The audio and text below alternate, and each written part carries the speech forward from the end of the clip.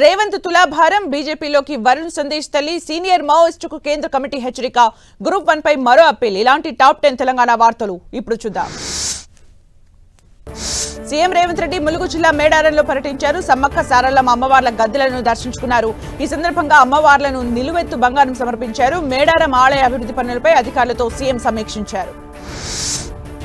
సినీ నటుడు వరుణ్ సందేశ్ తల్లి డాక్టర్ రమణి బీజేపీలో చేరారు. పార్టీ రాష్ట్ర అధ్యక్షుడు రామచంద్రరావు ఆమెకు కాషాయ కండువా కప్పి పార్టీలోకి ఆహ్వానించారు. సమాజ సేవ చేయడం అంటే తనకు చాలా ఇష్టమన్నారు డాక్టర్ రమణి. సీనియర్ మావోయిస్టు నేత వేణుగోపాల్ అలియాస్ భూపతిపై మావోయిస్టు కేంద్ర కమిటీ కీలక చర్యలు తీసుకుంది. అతన్ని ద్రోహిగా పేర్కొంటూ ఉన్న ఆయుధాలను వెంటనే పార్టీకి అప్పగించాలని ఆదేశించింది. లేకపోతే వాటిని పీపుల్స్ గెరిల్లా ఆర్మీ స్వాధీనం చేసుకుంటుందని హెచ్చరించింది. తెలంగాణలో గ్రూప్ 1 జనరల్ ర్యాంకింగ్ లిస్ట్ మార్కుల జాబితాను రద్దు చేస్తూ ఇటీవల వెలువడిన తీర్పుపై హైకోర్టులో మరో అప్పీల్ దాఖలైంది. గ్రూప్ 1 ఉద్యోగానికి ఎంపికైన అభ్యర్థి ఒకరు ఈ అప్పీల్ దాఖలు చేశారు. జస్టిస్ నామవరపు రాజేశ్వరరావు గతంలో ఇచ్చిన తీర్పును కొట్టివేయాలని విజ్ఞప్తి చేశారు. కేంద్ర ప్రభుత్వంపై మంత్రి పొన్నం ఫైర్ అయ్యారు. జీఎస్టీ తగ్గింపుతో పేదలకు లబ్ధి చేసినట్లు బిల్డప్ ఇస్తున్నారని, పేదల్ని దోచుకోవడానికే జీఎస్టీ తెచ్చారని ఆరోపించారు. చివరికి శవపేటికలు, పిల్లల తినుబండారాలపై కూడా జీఎస్టీ వేశారని మండిపడ్డారు పొన్నం. కులగణన సర్వే వివరాలు బయటపెట్టకుండా బీసీ రిజర్వేషన్ల ఖరారుకు కాంగ్రెస్ ప్రభుత్వం కుట్ర చేస్తోందని ఆరోపించారు.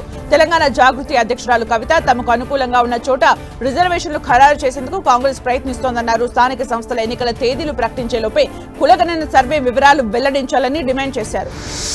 బతుకమ్మ పండుగలో 3వ రోజులైన ఇవాళ ముద్దపప్పు బతుకమ్మగా అమ్మవారిని పూజిస్తారు. ఈ రోజు బతుకమ్మ పండుగలో ప్రత్యేక స్థానాన్ని కలిగి ఉంటుంది. ఆడపడుచుల ఉత్సాహాన్ని, ఆత్మీయ భక్తిని మరో దశకు తీసుకెళ్తుంది. ఈ రోజు ఉడికించిన ముద్దపప్పు, పాలు, బెల్లం వంటివి కలిపి తానీ సూత్రం పూర్వకంగా అమ్మవారికి నైవేద్యంగా సమర్పిస్తారు. తెలంగాణ ఉత్తర వరప్రదాయిని అయిన శ్రీరామ్ సాగర్ ప్రాజెక్టులోకి భారీగా వరద ప్రవాహం కొనసాగుతోంది. 1,45,272 క్యూసెక్ల వరద నీరు ప్రాజెక్టులోకి వచ్చి చేరుతుండటంతో శ్రీరామ్ సాగర్ ప్రాజెక్టు 40 గేట్లను ఎత్తి దిగువకు 2,54,995 క్యూసెక్ల వరద నీటిని వదులుతున్నారు.